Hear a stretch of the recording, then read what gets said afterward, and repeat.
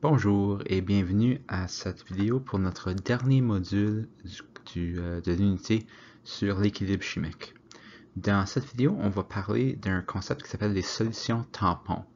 C'est un type de solution très spécifique qui implique les acides et les bases.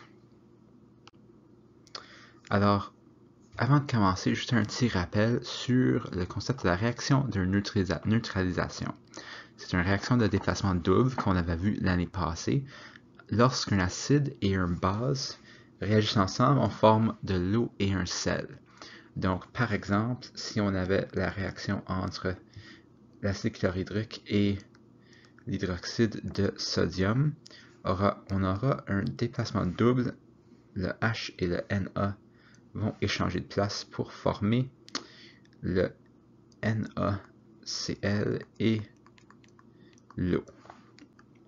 Donc, nous avons notre eau et notre sel. Et je te petit rappel que, alors que oui, le NaCl est le sel de table, quand on dit sel dans le sens d'une réaction de neutralisation, on ne parle pas du sel qu'on mange, mais d'un produit, du produit de la réaction qui n'est pas l'eau. Donc, normalement, quand on ajoute une acide ou une base, ça va modifier le pH de la solution.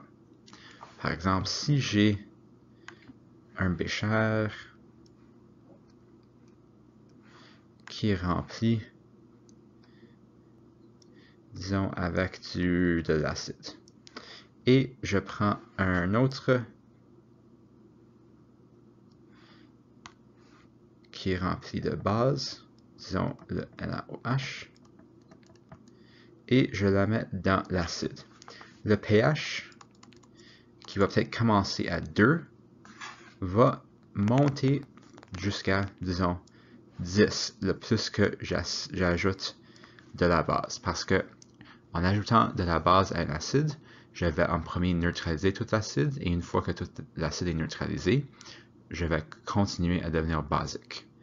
Donc, on peut modifier le pH en ajoutant une acide ou une base à l'autre. Parfois, par contre, la solution s'oppose à cet ajout. Et si c'est le cas, si on ajoute un acide ou une base à l'autre, et on voit que le pH ne change pas beaucoup. Donc, prenons la même situation, mais disons que j'ai mon acide ici, et j'ajoute ma base. Et au fur et à mesure que je l'ajoute, le pH va de 4.0 à 4.1. On ne voit pas un grand changement, même si on ajoute une base à un acide. Ça, c'est une solution tampon. Une solution tampon, c'est une solution qui résiste à une modification de son pH, alors qu'on fait quelque chose qui devrait changer son pH. Donc, de quoi est composée une solution tampon qui permet cette résistance? Alors, une solution tampon, c'est quelque chose qui contient une grande quantité d'acide et de base. Donc, quelque chose qui contient une grande quantité des deux. Et qui peut donc neutraliser tout ajout sans changer vraiment la concentration originale. Puis l'important ici, c'est que l'acide et la base ne se neutralisent pas. Parce que s'ils se neutralisaient, alors ils ne pourraient pas coexister. Pour pouvoir coexister, ils doivent ne pas se neutraliser. Donc, comment est-ce qu'on obtient un acide et une base qui peuvent coexister ensemble dans un même contenant sans se neutraliser? Bien, on a deux options. Soit on peut mettre un acide faible et sa base conjuguée, soit on peut mettre une base faible et son acide conjugué. Ces deux mélanges ne vont pas se neutraliser. Ils vont coexister en équilibre ensemble. Donc, par exemple, on ne pourrait pas mettre HCl et NaOH pour créer une solution tampon, parce que les deux vont se neutraliser. Mais on pourrait, par exemple, mettre le vinaigre, CH3COOH, aussi connu comme sous le nom acide acétique, et le acétate de sodium, qui est CH3COONA.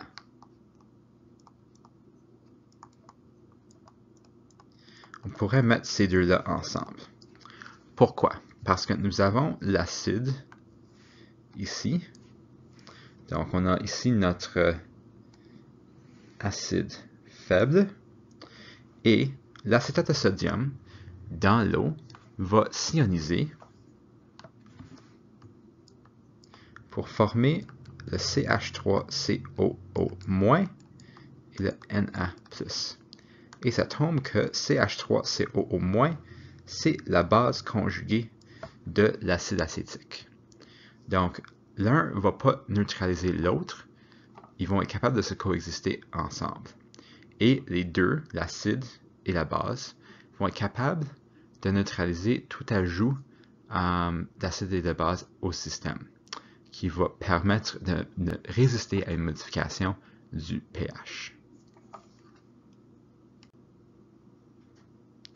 Donc là, si j'ai mon mélange d'acide acétique et d'acétate, donc j'ai mon contenant, on va juste faire un petit dessin, j'ai mon contenant qui contient mon liquide. Donc à l'intérieur, ici, j'ai le CH3COOH, j'ai également le CH3COO-. Donc ça c'est notre acide. Ça, c'est notre base. Si j'ajoute quelques plus d'acétate, disons que je prends une autre solution ici qui est remplie de le même ion et je l'ajoute à celle-ci.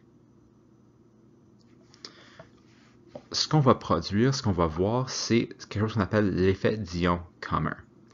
Parce que la solution originale contient déjà l'ion, ajouter plus de l'ion va déplacer l'équilibre pour produire moins de l'ion. On va voir en fait une application du principe de Le Chatelier. Le Chatelier nous dit que si on perturbe un équilibre, le système va réagir de sens opposé. Donc si j'ai déjà un équilibre entre les deux, le système va réagir.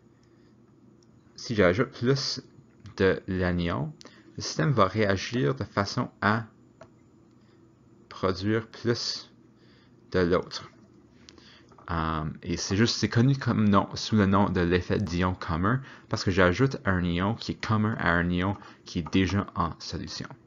Je suis juste en train d'augmenter la concentration d'une composante de l'équilibre.